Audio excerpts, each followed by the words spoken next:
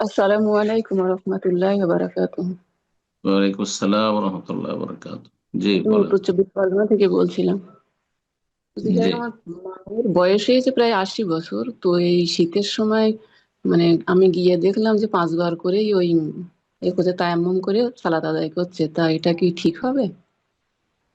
80 বছর বয়সে যদি পানি ব্যবহার করলে, মানে উজু করলে ঠান্ডায়, গরম পানি ব্যবস্থা না থাকে, আর যদি ঠান্ডা পানিতে উজু করে, তাতে তার অসুস্থতা বেড়ে যাবে, অথবা চিকিৎসা চলছে, চিকিৎসা ব্যাহত হবে, অথবা প্রাণ নাশের ঝুঁকি আছে, এইরকম অবস্থা, যে কয়েকটি অবস্থা বললাম, এগুলি যদি থাকে তাহলে তেমন করবে।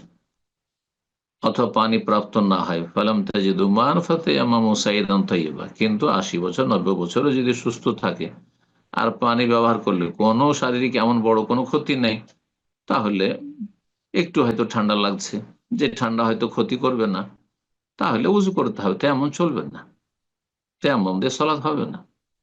জি। বারাকাল্লাহ ফিক। আসসালামু আলাইকুম শেখ। ওয়ালাইকুম আসসালাম রহমতুল্লাহ বরকাত। জি। নিউ ইয়র্ক থেকে বলতেছি। জি বলেন।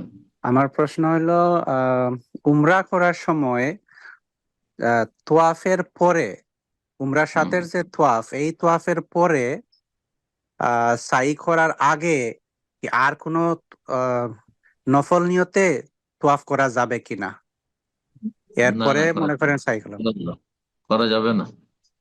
ওমরার কাজ শেষ করেন, তারপরে নফল তওয়াফ করেন।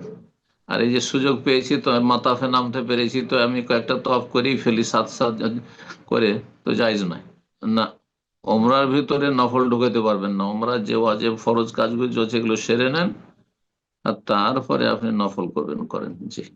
বারাকাল্লাহ ফিক।